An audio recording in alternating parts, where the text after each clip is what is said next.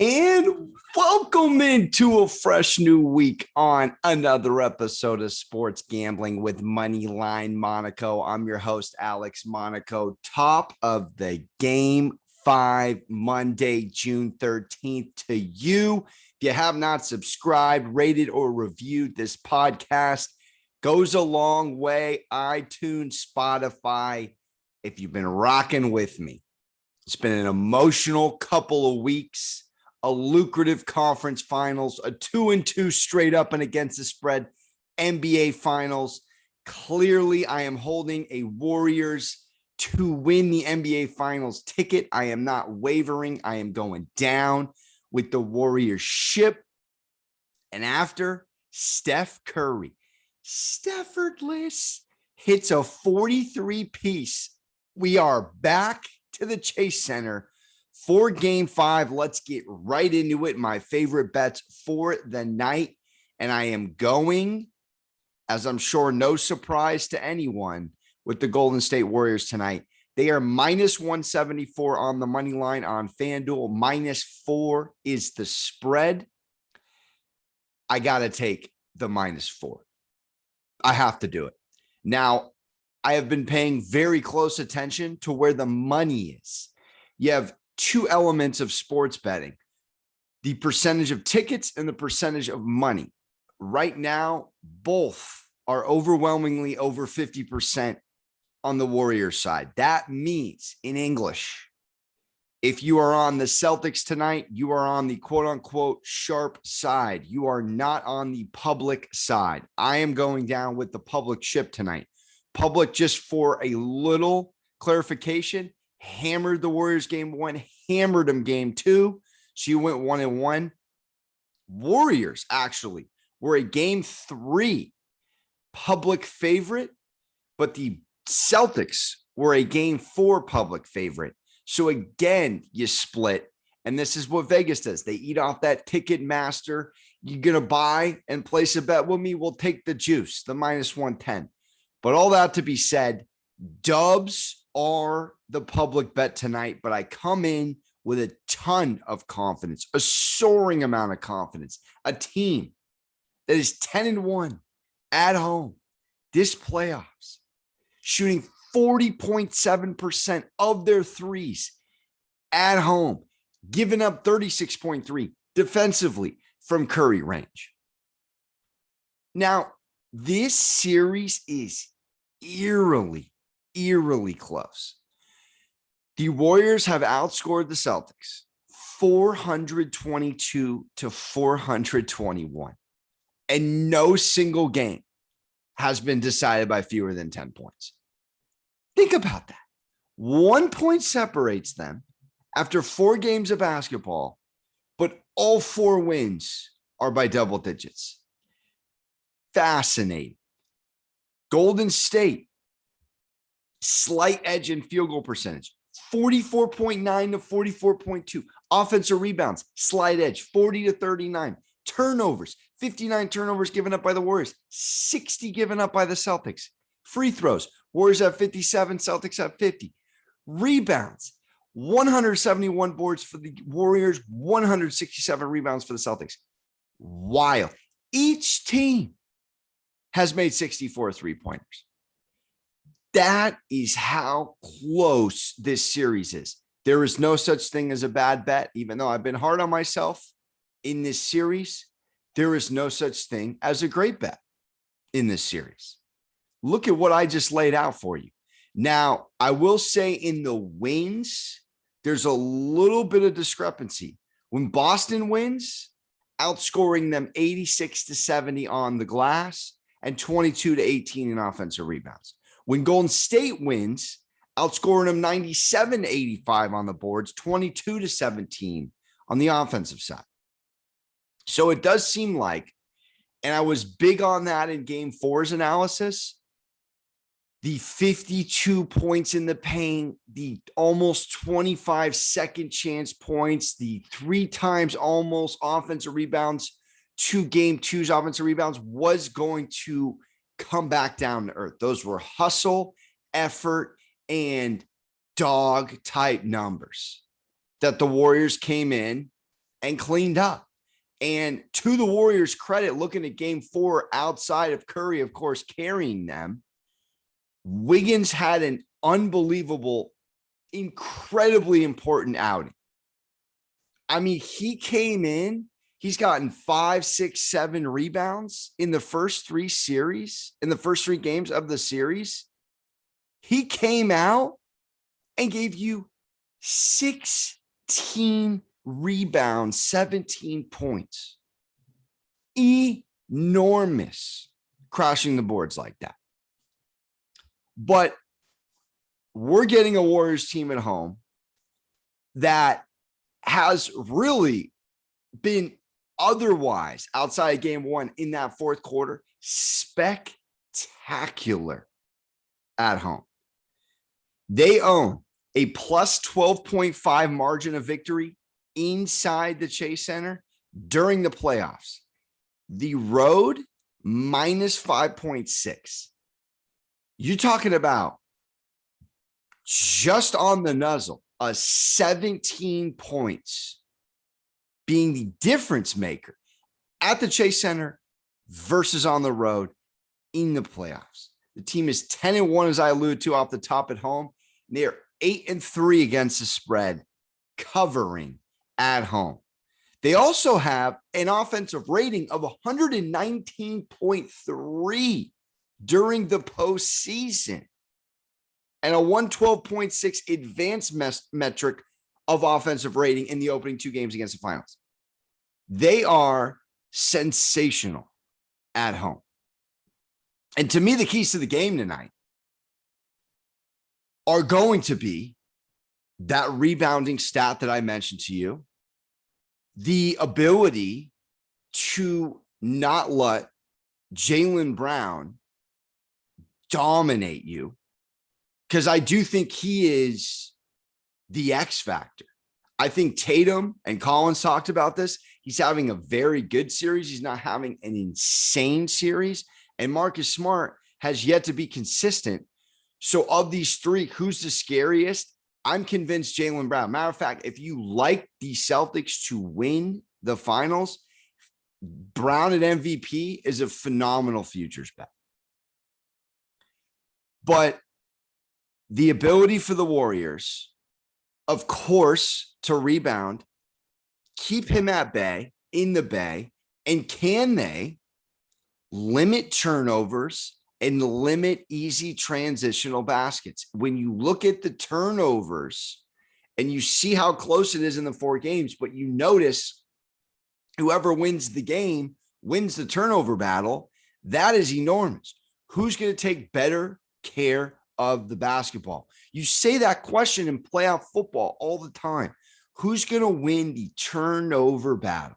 Whoever takes care of the football better in the playoffs typically wins. It is a similar mathematical equation in the NBA Finals. Who's going to win the turnover battle? And Curry, in the final 12 minutes, there is so much momentum coming in here. 7 of 21. 7 of 21 the Celtics were in the fourth quarter. And that is why we're 2-2. So this Warriors club, who's been riding Curry, if they can give him support tonight, if we can get a combination, which we haven't yet, of a Clay giving you over 20, a Wiggins giving you around 20, let's say Curry, Wiggins, Thompson all give us 20 plus, Jordan Poole's in double digits, winning recipe. Right there, bada bing, bada boom, cash it. Because if you take Steph out of the equation, Golden State shot 41% from the field and 17 for 56 from beyond the arc. That's 30%, 30.3 to be exact. In the 2 games in Boston, 30% from 3, 41% from the field. That is terrifying and not a recipe for these next 2 out of 3 to win. It isn't. We got that unbelievable game. Best game of the series from any individual in game 4 with Curry, who's averaging a series high 34, 6, and 3, and shooting 49% from downtown. 49. So tonight, I'm riding with the Dubs. I'm riding with the momentum. I'm riding on the simple fact that this team at home gives you that extra gear, gives you that ability to feel like they play true team defense, and they always bring the effort. Outside that one fourth quarter where they got smoked in game 1, they have brought the effort quarter in, quarter out in this series. And let's not forget, in the first 2 games of the series in Golden State, they won 6 of the 8 quarters against Boston. They won 6 of 8 quarters. You win the quarter, you move on and win the half. You win the half, you win the next quarter, you win the game. You can break it down like that if you really want to. So I'm taking the Dubs. -4 for the lock of the day. In my same game parlay, it's a little bit deep, but simple. It's the Warriors on the money line. It's Stephen Curry, 25+ points. It's Curry, 4+ threes. And it's Wiggins, 6+ boards. And it pays. +207. As I mentioned, Curry, 34.3 points. His over-under on FanDuel tonight is 30. I'm a little nervous of that. I can see him coming back down to earth a little bit and going between 25 and 30. And I don't want to ruin the parlay because we take him over 30 and he gets 29. And look, if there was a 27+, I'd hit it. There's only 25. They do them by 5s on FanDuel. I'm going 25+. And then I'm going with him getting 4+ threes. Now, he has gone for 7 threes twice in the series, 5 threes and 6 threes. This is the first time FanDuel's moved it up from 4.5 to 5.5. You're getting plus money if he hits 6 threes. I think he lands on 5 threes tonight. It sounds about right. I was listening to Reggie Miller this morning. I was wondering, as Dan Patrick alluded to, why is the defensive player of the year not locking down Stephen Curry, Marcus Smart? And they're switching. They're too smart to keep Marcus on Curry. And you know what Curry does. He zooms around. He fights through off-ball screens. He's everything that Reggie Miller was, and a Rip Hamilton, I've said it many times before, in the modern day. So Smart running around doing that, it costs them on some level, offensively speaking. I feel comfortable with Curry getting 25+ and 5+ threes tonight. And then I'm going to go Wiggins 6+ boards, as I mentioned. Crept up one more board each game and then gives us an explosive 16 rebound effort. I think there's something there. I think this coaching staff is going to gas him up to crash the boards. And if you start getting a super physical Andrew Wiggins, that is bad news bears for the Boston Celtics. Because if Andrew Wiggins comes out aggressive, that is something that you really aren't preparing for. 16 rebounds. He was putting back important second chance baskets in that second half, extending possessions and exhibiting the dog that we have for the most part of his career not really focused on or found. So I like Wiggins over 6+ boards tonight, and it pays over +200. I'm going to dance with a player combo to get you out of here with. I'm going to go, and I do love the Warriors team total tonight. I love over 107.5. So that is one of my props. I will say that has only gone under in 3 of the 11 postseason games at the Chase Center. They put up 107 in this series twice for wins, which is a little eerie. But the 107 at home in game 2, let's not forget, the starters sat in the fourth quarter for the most part. They had a 23-point lead going into the fourth quarter. So I do like 107.5 over tonight for the Golden State Warriors. But I'm loving this Jordan Poole 12-plus points in a Warriors win for plus 160. So we're getting a team that's 5-1 against the spread in their last 6 as a favorite, the Warriors. We just need them to win. And Jordan Poole, to his credit, he had a little nerve-wracking game 1 with 9, came back with 17, gave you 10 and 14, which is on the road divided by 2, exactly 12. In these 4 games, he's gone 12-plus points in 7 of his last 10 games. In the playoffs, I think he is a big element tonight of explosiveness and energy off the bench for this Golden State team. And I think this is pretty good value. I like the Warriors to win. Can Jordan Poole get us 12 points?